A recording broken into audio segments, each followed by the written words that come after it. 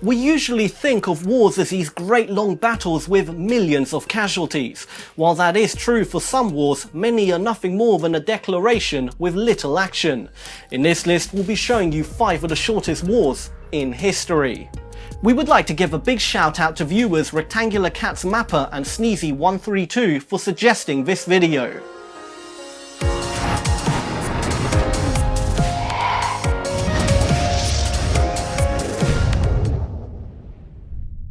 Number 5. Georgian-Armenian War, lasting 24 days. This war was a border war fought in 1918 between Georgia and Armenia. The area of land disputed were the provinces of Lori, Javakheti and the Borchallo district, which had been historically bicultural Armenian-Georgian territories but were largely populated by Armenians in the 19th century. By the end of World War I, some of these territories were occupied by the Ottomans. When they abandoned the region, both Georgians and Armenians claimed control. The dispute degenerated into armed clashes on December 7, 1918.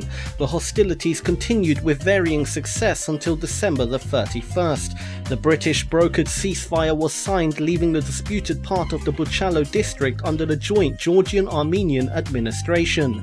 This lasted until the establishment of the Soviet rule in Armenia in 1920. Number 4. Serbo-Bulgarian War, lasting 14 days. The Serbo-Bulgarian War was a war between Serbia and Bulgaria that erupted on November 14, 1885 and lasted until November 28 the same year. Final peace was signed on February 19, 1886 in Bucharest.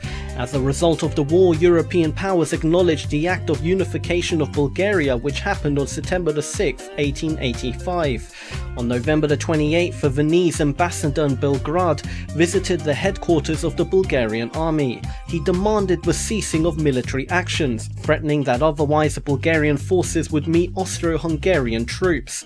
Bulgaria's victories on the battlefield played the main role in defending the Bulgarian unification.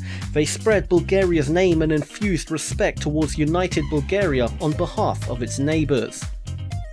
Number 3. Indo-Pakistani War, lasting 13 days. The Indo-Pakistani War of 1971 was a major conflict between India and Pakistan. The war is closely associated with the Bangladesh Liberation War, sometimes also referred to as the Pakistani Civil War. The Bangladesh Liberation War was a conflict between the traditionally dominant West Pakistanis and the majority East Pakistanis. The war ignited after the 1970 Pakistani election in which the party East Pakistani Awami League won. There is an argument about the exact dates of the war.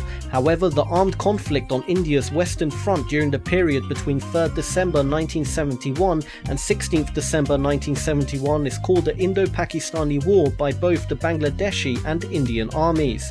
The war ended in a defeat for the Pakistani military in a fortnight. Bangladesh also became an independent state. Number 2. Six-Day War, lasting 6 days. Following Israeli threats against Syria, Egypt amassed 1,000 tanks and 100,000 soldiers on the border of the Sinai Peninsula. On June 5, 1967, Israel launched an attack against Egypt's air force. Jordan then attacked western Jerusalem and Netanya. At the war's end, Israel gained control of eastern Jerusalem, the Gaza Strip, the Sinai Peninsula, the West Bank and the Golan Heights. The result of this war affects the geopolitics of the region to this day. Overall, Israel's territory grew by a factor of 3, including about 1 million Arabs placed under Israel's direct control in the newly captured territories.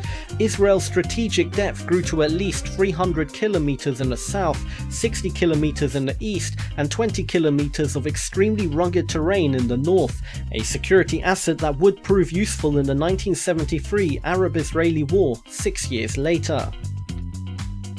Number 1. Anglo-Zanzibar War, lasting 45 minutes. The Anglo-Zanzibar War was fought between the United Kingdom and Zanzibar on 27th of August 1896. With a duration of only 45 minutes, it holds the record for being the shortest war in recorded history. The war broke out after the ruler of Zanzibar, who cooperated well with the British, died and his nephew Khalid bin Bargash got control. However, the British favoured another candidate. candidate, Hamud bin Mohammed, whom they believed would be easier to work with, and delivered an ultimatum ordering Bargash to step down. Bargash refused. While Bargash's troops set to fortifying the palace, the Royal Navy assembled 5 warships in the harbour in front of the palace. Despite the Sultan's last-minute efforts to negotiate for peace via the US representative on the island, the Royal Navy ships opened fire on the palace at 9 AM on the 27th of August 1896, as soon as the ultimatum ran out. With the palace falling down behind him and escalating casualties, Bargash beat a hasty retreat to the German consulate where he was granted asylum. The shelling stopped after 45 minutes. The British demanded that the Germans surrender Bargash to them, but he escaped to sea on the 2nd of October 1896. He lived in exiles in Dar es Salaam until captured by the British in 1916. He was later allowed to live in Mombasa, where he died in 1927. As a final act, Britain demanded payment from the Zanzibar government to pay for the shells fired on the country. Thank you for watching, and if you have a video idea, why not leave a comment below, and if we make it, we'll give you a big shout out. Don't forget to give this video a big thumbs up and subscribe for more awesome daily lists of all things 5. This is All 5, and until next time, feed your mind.